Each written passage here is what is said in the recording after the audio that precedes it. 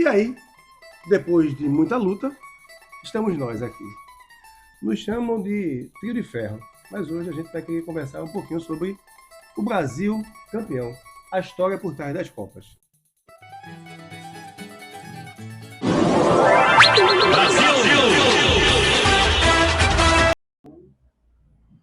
E aqui estamos nós no terceiro episódio, Brasil campeão, a história das Copas, a história por trás das Copas. Mas antes de passar para os meus companheiros, que vocês já conhecem, os caras mais famosos aqui dentro de São Lourenço da Mata e Circo Depois Vigiano, do professor Silvio. tá entendendo? Eu preciso iniciar dizendo que entre a década de 60 e 70 acontecem os maiores títulos da história. O Hexa, do meu Timba. Claro, o Timba. Eu falo de Brasil, do mundo, eu falo do Timba. É sério mesmo? É sério? Claro que sim. Falar do Timba. De 63 até 68, o Náutico ex-campeão. Primeiro ex-campeão, primeiro tetracampeão, primeiro pentacampeão. O Brasil ainda está lutando para ser ex e o Náutico. O Brasil penta. O Náutico já é ex, meu querido. Ah, na união de duas coisas mais. Claro que sim. Não tem que aguentar. Quanto tempo esse ano? Eu nem lembrava, mas... História, gente. A gente vive disso. Devia trocar até o slogan, né? Ex é luxo, né? Ex é passado.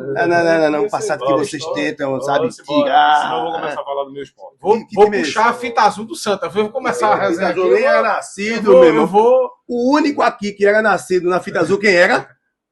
Heriberto. Eu não tenho propriedade para falar. E olha que eu sou com toda a propriedade. Só para você ter uma noção, viu?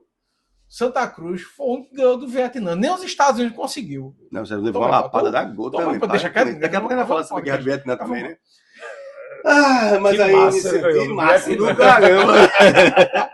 Mas a ideia é falar, além dessa abertura épica, colossal, de falar do meu Timba, vamos pro mundo, o que é que estava acontecendo ali. Vamos lá. Mundo extremamente dividido, né, Rafa? Ali, caramba, Guerra Fria, Estados Unidos, União Soviética, divisão, conflito para lá, conflito para cá. Um ano antes foi a chegada na Lua, né, em 69. A gente tem 69 e tem depois 70 a missão Apolo 13, também importante lembrar. Sim. Uma curiosidade também é que a União Soviética começa, nesse desespero da corrida espacial, né, começa a enviar animais para o espaço. Né? Tem a cadelinha Laika, que vai para uma missão, né, pela União Soviética.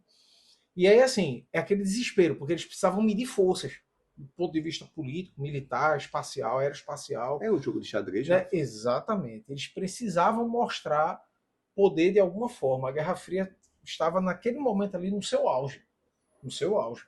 Né? E isso se mostra também na América Latina. Depois da Revolução Cubana, no dia 1º de janeiro de 1959, o bloco capitalista sente estremecer a base, porque você tem uma ilha no meio da América ali, se tornando comunista. E não tem 20 quilômetros de distância da Flórida, né? Pertinho. Pois é. E representava estrategicamente um risco gigantesco. Então, assim, o bloco capitalista começa a investir nas ditaduras civis e militares na América Latina. Né? O Brasil é um exemplo disso, de 64 para cá. Aí você tem Uruguai, Argentina, Chile, Pinochet, né? Pinochet, né? E aí eles investiram nesses governos, né, militares, para poder manter viva a aliança do bloco capitalista. Foi a saída que eles encontraram para manter viva isso. Desculpa, Rafa, te atrapalhar, desculpa, mas cheguei também a evitar novas revoluções dentro da América, era uma tentativa, até porque o Diário de Motocicleta fala bem sobre isso, né? A caminhada de Guevara, né, para o sul, tanto que ele é morto da dupla, Bolívia, né? A dupla inseparável, né? O Alberto Granado e o Guevara, né? Que a ideia inicial era conhecer, era desbravar. Tu acha? Existiam os ideais. Não é muito romantizado isso, não sei. Não, porque assim, existiam, na verdade, os ideais. Certo, perfeito. A gente tem que lembrar disso. E aí, nessas andanças, né, tanto o Alberto Granado quanto o Ernesto Guevara vão conhecendo um pouco dessa luta de classes. Vão se encaixando ali, né? Exatamente. E aí é tanto que uma curiosidade que muita gente não conhece, não sabe, é que quando o Ernesto Guevara encontra o Fidel e o Raul Castro e o Camilo Cienfuegos, né, que era o movimento de organização da Revolução Cubana, é o Che Guevara que vai convencer o Fidel e o Raul a adotar as táticas de guerrilha, né, e algumas condições teóricas do movimento socialista. E não o inverso. Porque muita gente achava que o Che Guevara de lá para cá, né? Recebe essas informações. Ele seria então um ser pensante do movimento. Muito. Entendi. Ele era uma força, na verdade, Entendi. também, né? Mas, na verdade, o Raul Castro ele era mais de pegar em armas e organizar a parte militar, né? O Fidel era o cara mais político. O Che Guevara traz a essência da ideia do socialismo, né? O Camilo Cienfuegos também era um cara mais militarizado, mas são esses caras que vão, né, fazer o movimento da Revolução Cubana acontecer. Eu acho que a gente vive uma nova Guerra Fria, né? Se você parar para pensar, só tem uma Sim. nova roupagem, né? Sim, sim. Você tem duas potências aí, fica se ameaçando, né? E agora conta com as fake news, né? O cara vai lá, vai no Twitter, né? Antigo Twitter, né? Agora é X, né? Aí bota uma mensagem, o outro vai, responde e tal, e a imprensa fica o que vai acontecer e não sei o quê. Quer dizer, cada um vai jogando uma informação que de repente não tem nada a ver, mas mostrando que pode, né, tomar uma atitude. Então a gente tem um acirramento ideológico. Exato. Perfeito, Exato. com certeza. Né? A gente Aqui guardando as devidas proporções, Não, mas a gente é tem um uma acirramento nova ideológico. roupagem, Sim, né? perfeito. Aqui no Brasil nós tínhamos um desenho político tenso, porque assim, nós estamos falando de 70, Sim. onde nós tínhamos uma situação bem curiosa, porque primeiro o governo militar, nós estávamos no terceiro governo militar, o governo do general Emílio Garrastazu Médici, é considerado o ápice dos governos militares, né, o principal governo, né, o mais tenso, o mais complicado, por dois fatores. Perseguidor? Isso. Primeiro porque os grupos de oposição estavam ainda mais empolvorosos assim, no processo de luta para tentar restabelecer a democracia no Brasil. E, do outro lado, o governo tinha nas mãos um dos atos institucionais que não foi criado em 70. Muita gente acha que foi, mas não foi. Ele foi muito usado em 70. Mas ele é criado em 68 no governo Costa e Silva, o general Costa e Silva. Mas é no governo Médici onde ele é usado assim, com uma intensidade muito maior, que é o AI-5. Né? Por exemplo, você você tem a dissolução do habeas corpus, você tem outras situações políticas que... Assim, A por exemplo, repressão, a censura, também, que aumenta... ela ganha uma força maior nesse período. E aí, quando entra o lance da censura, Rafa, entra o chamado jeitinho brasileiro, né? Os artistas vão começar a se mobilizar de uma forma que não fossem censurados, né? Porque não era só censurar, era ser preso, era ser... enfim, de repente desaparecia. Então, assim, tem uma coisa que acontecia em 70 que era muito, muito interessante, que era o chamado circuito Coca-Cola. Porque a Coca-Cola, ela vinha em garrafa de vidro. E os artistas começaram a colocar frases, né, contra o governo, né, contra a ditadura, nas garrafas. Caramba. Existia um carimbo, eles vinham carimbando, que massa. né? E as garrafas tinham que circular, né? Sim. E aí as pessoas iam pegando as garrafas e iam vendo, né? Então, isso é além dos festivais, né? Os festivais... O famoso Teatro Record, né? Vamos lá, dar um tempinho? Daqui a pouco a gente volta. Vamos embora. Vamos embora. Vamos embora. Chegou a hora de você ser líder no mundo. As matrículas do Colégio Ângulo Líder estão abertas. O melhor colégio da região está pronto para receber você aqui em 2026. A melhor estrutura, a melhor equipe pedagógica, ensino bilíngue e além de todo o suporte socioemocional para o seu filho. Mas calma, tem mais. A partir de 2026, o Ângulo vai implementar, desde os anos iniciais, a robótica para toda a educação infantil. Para o ensino fundamental, vamos trabalhar com os sistemas de programação. E para o ensino médio, vamos trabalhar com a inteligência artificial. É o Ângulo inovando de novo. Mas e aí, tá pronto para ser líder no mundo? Vem ser ângulo!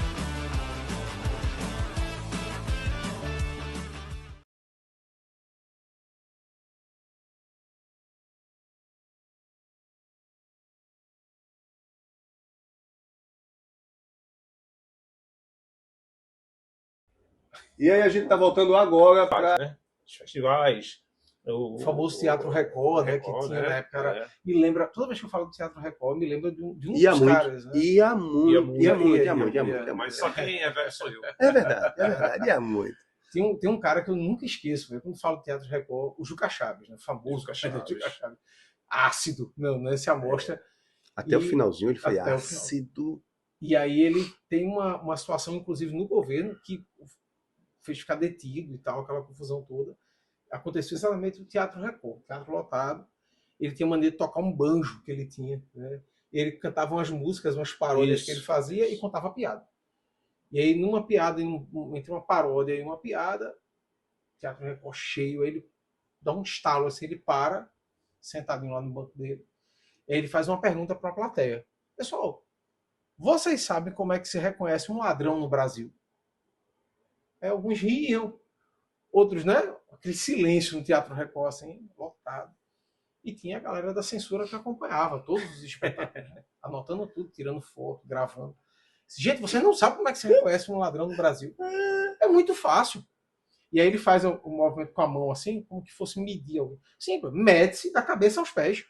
Caramba. Só que ele faz o esquema como se estivesse medindo. E não era bem assim. E aí, a turma riu, outros ficaram meio acanhados, outros com medo, de fato. Com medo de rir, né? Alguns com medo de rir. Alguns saindo do teatro, não deu 5 minutos, não. O pessoal da censura sobe no palco. Sobe no meio do show. Aí faz assim, senhor Juca Chaves, por gentileza, queira nos acompanhar? Aí ele cruza as pernas, bota o banjo no colo e faz, em que tom? Fabuloso. E aí o show é interrompido, Fantástico. É preso ele, o microfone, o banjo.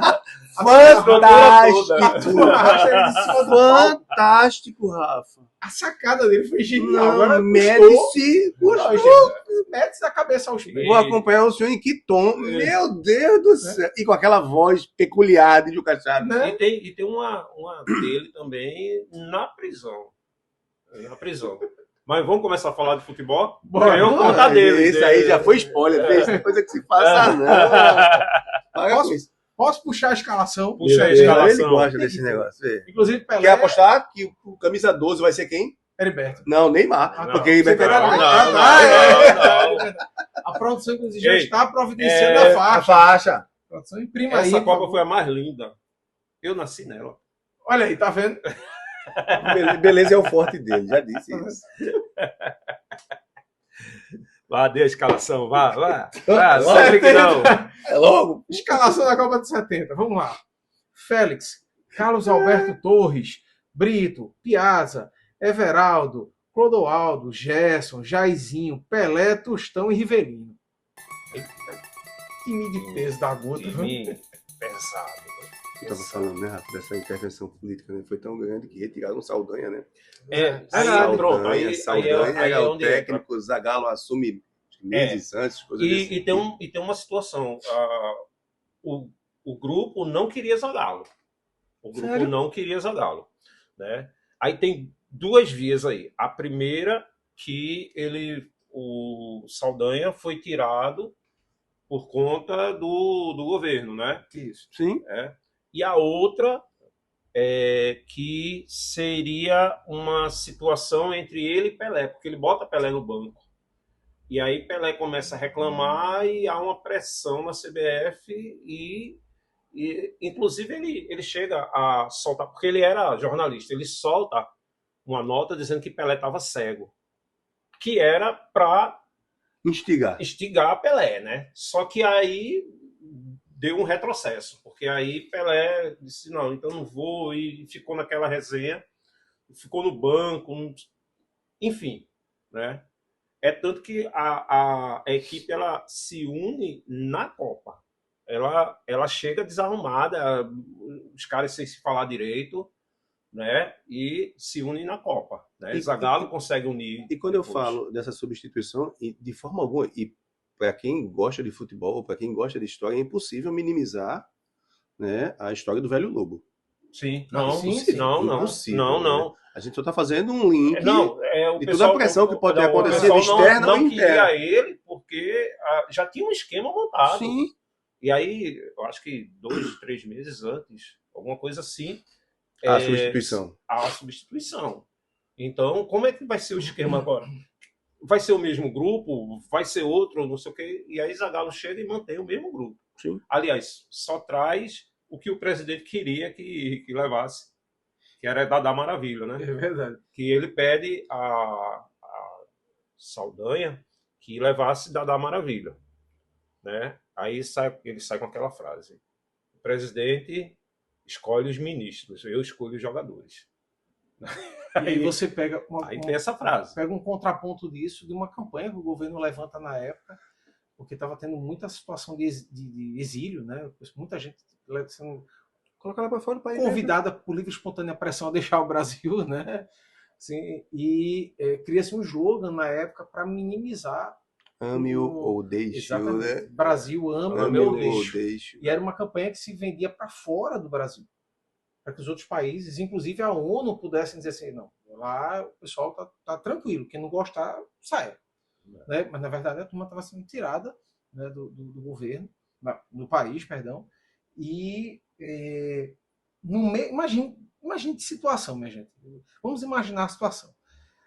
A Copa do Mundo rolando, e aí vem um tricampeonato, o Brasil cria-se uma cortina de fumaça dentro do contexto econômico, que é o chamado milagre econômico, né?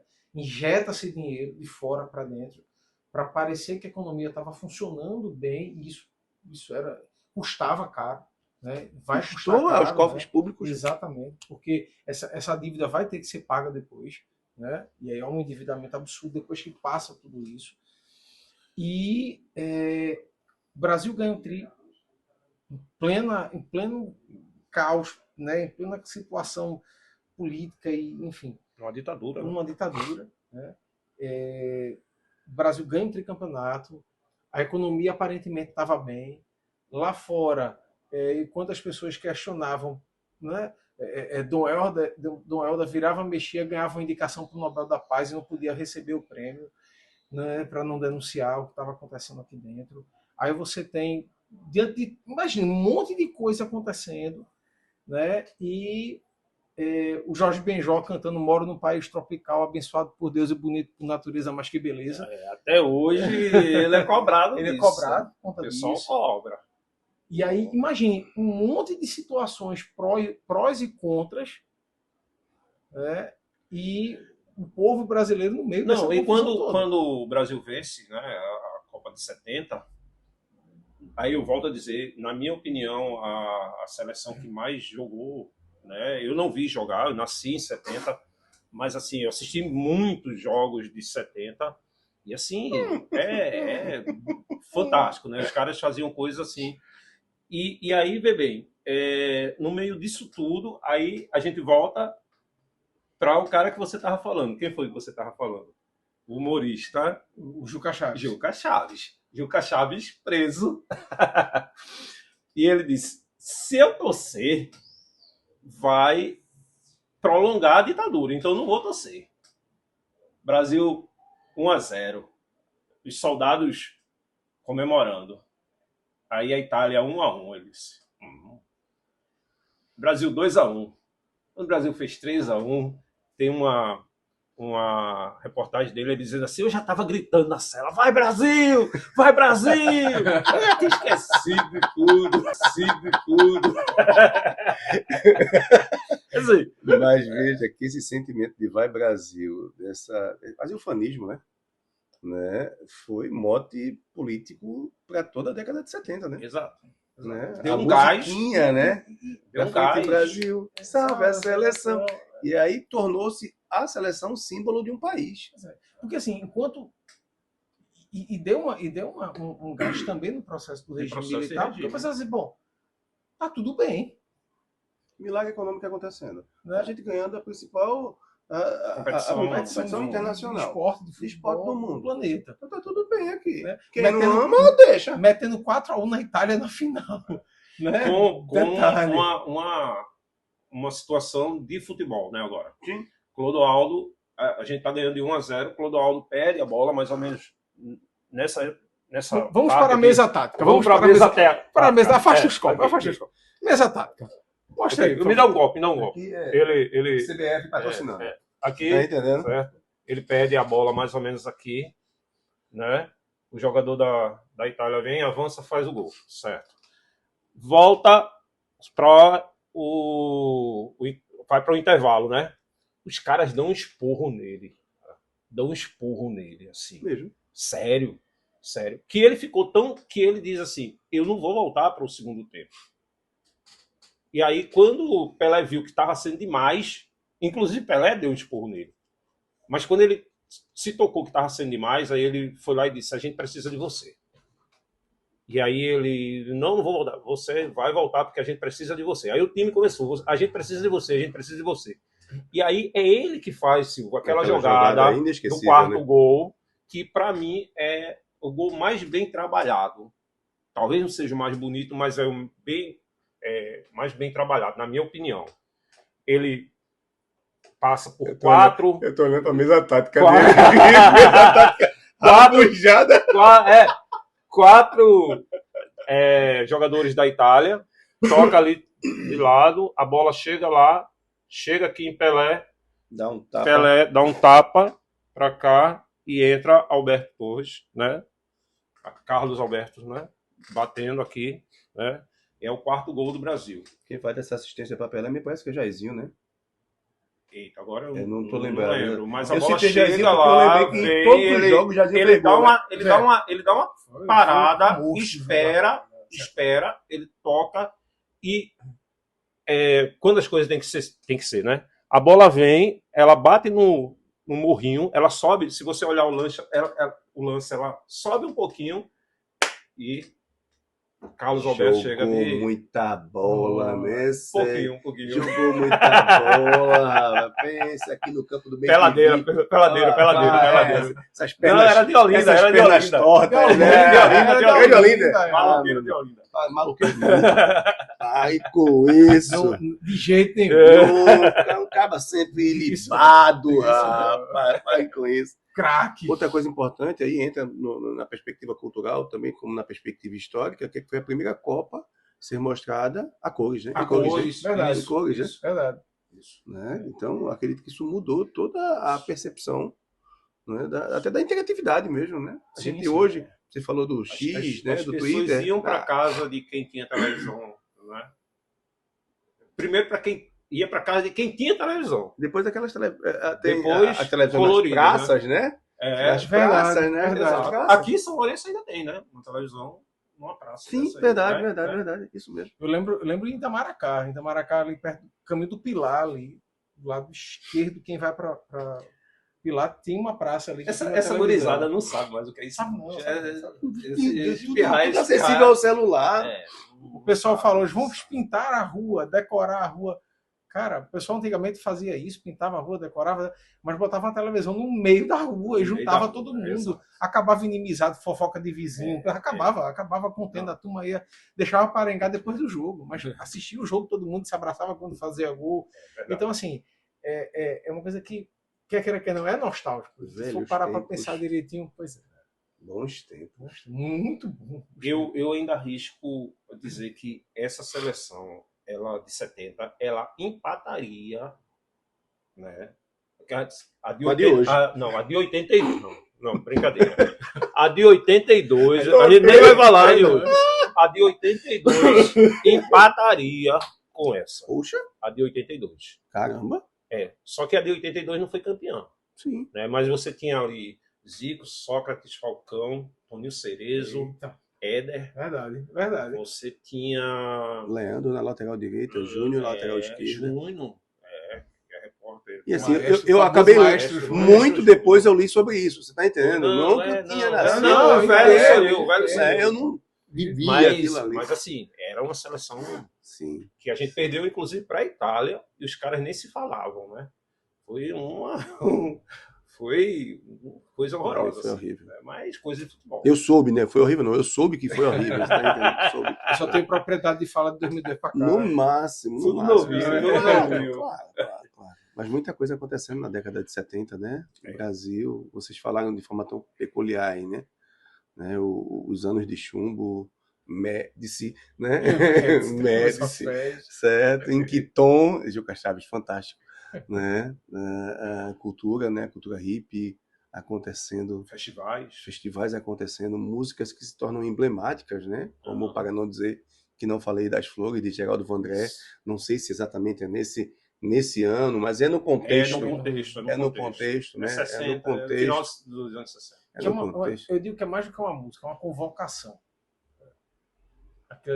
Convocando o povo assim, para as ruas. Né? Em paz. Em paz. Que eu acho que o mais genial. Vai em paz. Em paz. Tanto que ele faz essas citações, né?